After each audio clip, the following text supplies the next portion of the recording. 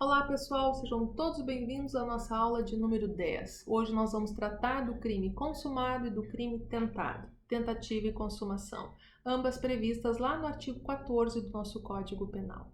A primeira coisa que nós vamos analisar é que o crime ele apresenta fases, que através da análise dessas fases nós vamos ver onde é que fica a consumação e onde é que fica a tentativa. A primeira fase que nós encontramos do crime é a fase de cogitação, onde o sujeito ativo ele pensa, ele cogita a possibilidade da prática do crime. A segunda fase é a fase de preparação, onde ele faz os atos preparatórios para a conduta delitiva. E a terceira fase é a da execução. Essa fase é determinante, porque da execução pode vir a quarta fase, que é a consumação, ou, se na terceira fase ele não consegue consumar por circunstâncias alheias à sua vontade, ele fica na tentativa, o crime fica tentado. Analisando assim essa questão das fases do crime, identificando a consumação e a tentativa, agora nós vamos estudar o que são cada uma especificamente. O crime consumado, então, está previsto lá no artigo 14, inciso 1 do Código Penal. E o que diz o artigo 14? Diz o seguinte: disse crime, inciso 1, consumado, quando nele se reúne todos os elementos da sua definição legal. Então, a noção de consumação, ela expressa total conformidade com o fato praticado pelo agente, com a hipótese abstrata, aquela descrita na norma penal incriminadora. Então, se o crime é matar alguém, eu consumo o crime se eu vier de fato a matar alguém. Então, se houver a morte, nós consumamos a conduta delitiva. Então, a consumação é quando eu chego ao fim da conduta delitiva, aquela prevista em abstrato no nosso Código Penal. Mas dependendo do crime, nós vamos ter a identificação da consumação um pouquinho diferente. Então vamos ver, vamos lembrar os crimes materiais, formais e de mera conduta, nós já falamos da consumação. Então nos crimes materiais, onde a lei ela expressa a conduta e o resultado, a consumação se dá no resultado. Nos crimes formais, aonde a lei menciona a conduta e o resultado, a consumação se dá na conduta. E nos crimes de mera conduta, a consumação vai se dar na conduta, porque a lei só expressa a conduta, ela não expressa um resultado. Então, nós vamos ver que dependendo do crime, a consumação ela pode vir a se deslocar efetivamente, certo? Nos crimes permanentes, quando é que eu tenho a consumação? A consumação nos crimes permanentes, ela se distancia no tempo, ela se protrai no tempo. É desde o início do ato até o fim da permanência. Então, no crime de sequestro, ele se consuma todo o tempo, porque é um crime permanente, estou consumando todo o tempo. Nos crimes omissivos próprios, aonde a omissão está lá no tipo penal, quando é que eu consumo os crimes de omissivos próprios? Com o comportamento negativo. Não se condiciona a produção do resultado, eu não preciso de um resultado, lembra? Mas no momento em que eu me nego a fazer algo que eu poderia fazer, eu consumei o crime, certo? Então, não precisa de resultado. Mas nos omissivos impróprios, aonde precisa do resultado, a consumação se dá no último momento em que eu podia agir e assim não o fiz. A consumação se verifica com a produção do resultado. A simples conduta negativa não perfaz o crime, né? Não constitui o crime. Só ocorre o crime com a sua consumação. Então, salva-vida só vai responder por homicídio ou por omissão se a pessoa vier a morrer, certo? Então, nós percebemos que dependendo aonde nós estamos indo, que tipo de crime que nós estamos lidando, nós vamos identificar essa consumação. No entanto, a tentativa, nós ainda não analisamos ela, nós ainda não vimos as questões das tentativas, que elas estão lá no inciso 2, né, do artigo 14 do Código Penal. O que diz o inciso 2? Diz o seguinte: tentativa, tentado quando iniciada a execução, não se consuma por circunstâncias alheias à vontade da gente. E aqui é o que nós temos que gravar. A tentativa sempre vai se dar quando o ato não se consuma em função de outra circunstância, alheia à minha vontade, independente da minha vontade, ela não se consuma porque algo aconteceu, alheio à minha vontade. Então, nós vamos ter a tentativa.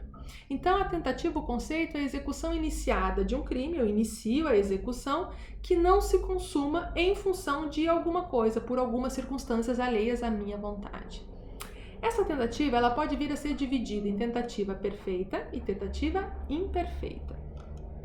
A tentativa imperfeita acontece quando o ato executório é iniciado, então eu inicio o ato executório, mas esse ato executório é interrompido por uma circunstância alheia à vontade da gente. Então vamos lá, o João é impedido de matar Maria porque o José chega bem na hora H. O ato executório, o ato dele tirar a arma, ele dar um tiro na Maria, ele é interrompido no meio. O ato executório é imperfeito, então é uma tentativa imperfeita. O João vai dar um tiro na Maria, no entanto, quando ele tá para sacar a arma, ele escorrega numa casca de banana, né? Então o ato executório é imperfeito. E nós temos uma tentativa imperfeita. Já a tentativa perfeita, nós temos todo o ato executório praticado, mas o resultado não acontece por circunstâncias alheias à vontade da gente. Então, na perfeita, quando a fase de execução é integralmente realizada, o João começa a fazer o ato executório, termina o ato executório, mas o crime não se consuma por uma circunstância alheia à vontade da gente. O João, ele saca a arma, ele mira a arma, ele atira na Maria, mas esse tiro pega no braço, e, ou seja, a Maria não morre, ou seja, a pessoa não consumou o crime, apesar de ter feito todo o ato executório por circunstâncias alheias, porque Deus não quis, certo? Então, a pessoa dá o tiro e erra o tiro, ela fez todo o ato executório, mas ela não tinha mira. Essa é uma tentativa perfeita. Então, quando nós tratarmos do crime tentado, as tentativas perfeitas e imperfeitas, nós temos sempre que lembrar do ato executório. Se o ato executório é interrompido e por isso não consumamos o crime, a tentativa é imperfeita. Se o ato executório é todo feito, mas mesmo assim não consumamos por circunstâncias alheias à vontade da gente, nós temos uma tentativa, e essa tentativa perfeita. Tentativa perfeita não é consumação, pelo amor de Deus. Consumação é consumação, tentativa é tentativa. Mas a perfeita e imperfeita se refere ao ato executório do agente. Importantíssimo. Vamos lá. Algumas infrações não admitem tentativa. Alguns crimes ou tu pratica ou tu não pratica. Não admite a tentativa. Como, por exemplo, nos crimes culposos. Tu não pode tentar sem querer fazer alguma coisa. É impossível. Ou ainda, nos pré-dolosos.